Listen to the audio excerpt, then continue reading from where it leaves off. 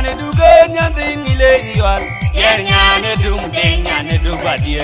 Nyane leng lo nyante ngileng ding. Ander nyane duge nyante ngile yual. Yer nyane dung ding nyane shirkadab. Nyane leng lo nyante ngileng ding. Ander nyane duge nyante ngile yual. Yer nyane du badie nyane shirkadab. Nyane leng lo nyante ngileng yer bang nyante nyane dung ding gudung badie dangi teri kaile banga nyakaile. Warga dajo ben lori gulori wan. Denga kwe denga be gulwal mayena dir wajunjiri unyir nileng katuken pagaleng dole mana yako kapung ne mayeng makur manyong nileng lo nyipyaga dung yara bang nyati nyane dung dengu dung padira nyiteri kaile banga nyakaile. Warga dajo ben lori gulori wan.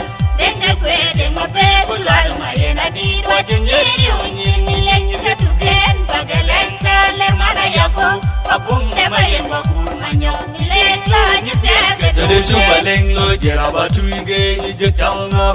Ola jere yali yal chiro wanele. Hander wanyante yar bim der wanyante yar nyane du. Hander wanyante yar bim der wanyante yar nyane du. Hander wanyante yar bim der wanyante yar nyane du. Hander wanyante yar bim der wanyante yar nyane du. Hander wanyante yar bim der wanyante yar nyane du. Hander wanyante yar bim der wanyante yar nyane du. Hander wanyante yar bim der wanyante yar nyane du. Hander wanyante yar bim der wanyante yar nyane du. Hander wanyante yar bim der wanyante yar nyane du. Hander wanyante yar bim der wanyante yara bang nyati nyane dung dengu dung padira nyiteri kaile banga nyakaile.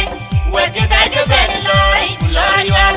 Denga kwe denga be gulwal mayena dir wajunjiri unyir nileng katuken pagaleng dole mana yako kapung ne mayeng makur manyong nileng lo nyipyaga dung yara bang nyati nyane dung dengu dung padira nyiteri kaile banga nyakaile.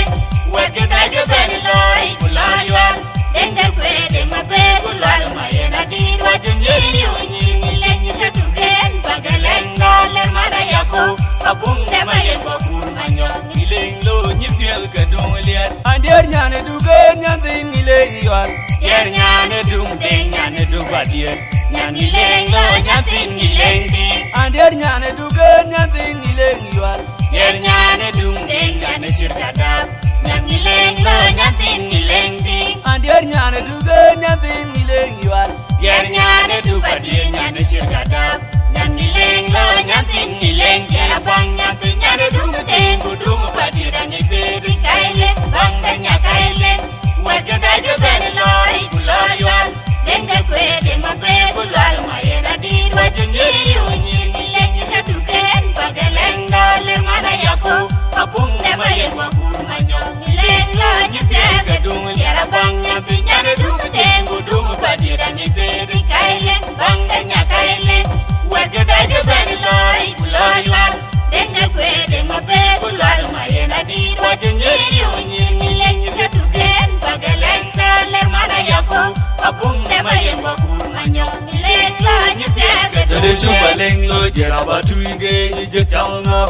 Ola jere yali yal chiro wanele. Hander wanyante yar bim der wanyante yar nyane du. Hander wanyante yar bim der wanyante yar nyane du. Hander wanyante yar bim der wanyante yar nyane du. Hander wanyante yar bim der wanyante yar nyane du. Hander wanyante yar bim der wanyante yar nyane du. Hander wanyante yar bim der wanyante yar nyane du. Hander wanyante yar bim der wanyante yar nyane du. Hander wanyante yar bim der wanyante yar nyane du. Hander wanyante yar bim der wanyante yar nyane du. Hander wanyante yar bim der wanyante yar yara nyane du. bang nyati nyane dung dengu dung padira nyiteri kaile banga nyakaile.